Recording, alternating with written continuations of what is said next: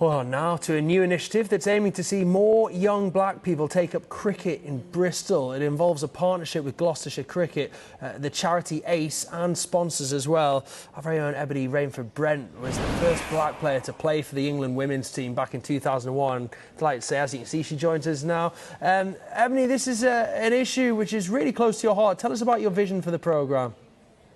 Yeah, really exciting and grateful to Royal London who've come on board to allow us to get into Bristol. Basically, the problem that has been in our game for a while is that there's been a decline of black professional players by 75% over the last 20 years. I mean, that's huge.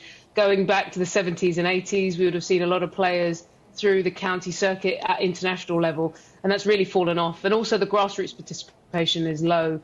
So we set up ACE about 18 months ago and created academies. We started in London, got out to Birmingham, but we really wanted to get to Bristol because it's a big community down there where we know there's a lot of talent and a lot of need. So in partnership with Gloucester County Cricket Club, we're going to be going out there now to find ideally the next generation of players. You know, talent that could come through. Boys and girls is vital. And we're working all the way from the ages around 8 up to 18, trying to find talent and get it into the system. This is the third city that this initiative's been launched in, following on from London and Birmingham. So why Bristol? Yeah, when we started out, we kind of started with the big picture vision, and we really mapped out the key communities, key areas where there's a high density of the black community. And it's worth saying we do work with lots of communities, by the way. It's a multicultural program coming into the schools, the community and the development hubs. But we wanted to go into areas with a high density of the black community and not only enthuse them, but also support talent through and let them know the games for them. I think one thing that's been exciting this year might be the 100, which makes cricket maybe look a little bit more fresh and relevant to a young audience. And we're able to, off the back of that, excite them and offer them a chance to see how far their talent could take them. So Bristol was key to us because there's a big community. You just go back to Edward Colston and, you know, us seeing a statue being overturned. There's a big history in that city. And I think going to the black community there will help to strengthen, you know, future community ties as well. Of course, there has been a big decline of black British professional players. It's actually by 75%. Grassroots, less than 1% of participation. What's your opinion? Why is there such a huge drop in take-up at the moment?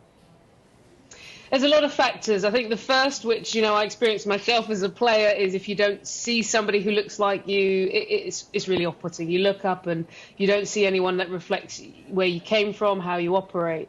But I think there are also wider barriers. You know, Sky Cricket just did a really good documentary with Mark Butcher, which is on the Sky YouTube channel. Do check it out, which looks at the history of the black players coming through, and there are a lot of barriers on, I would say, both sides of the coin. That's sometimes bias issues come into play, and the other is access and opportunity.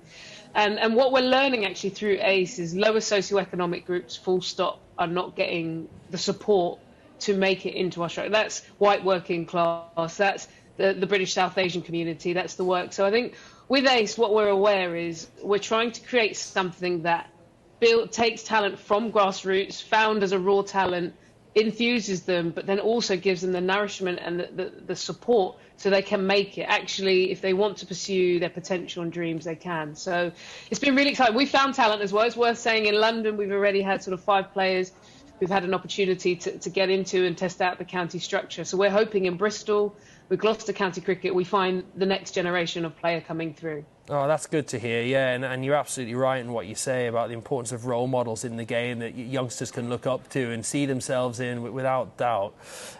You're also continuing support of elite coaches as well, aren't you? You want to see an increase in female engagement, so how are you going to do that? Yeah, two big issues. So one of the issues, I suppose, is, you know, if you're bringing a whole community into the game, you also need to make sure there are coaches who understand cultural differences and how to communicate.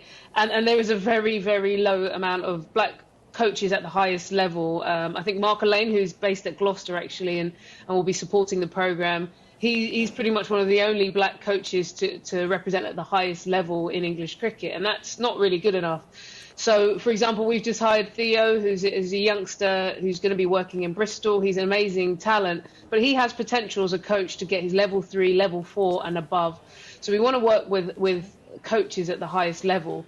On the female side, and I relate, as you can imagine, to this, we found so far we've only engaged 17% through our academies and our programs, and we want that to be 50%. You know, women's sport is vital now. It's the lifeblood of our community.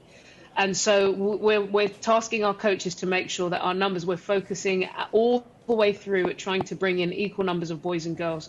And that might mean we have to change how we operate the program, engage in a different way, but females are absolutely vital. So we're trying to get that number from 17% to 50%, and Bristol is it's a real new exciting area that we can go into and start blank slate and find and enthusiate a new generation of cricketer. Oh, great stuff, Ebony. Look, really important issues, and so good that stuff's been done to address them as well, and good luck with all of that, and great to speak to you as always. Thanks, Pete.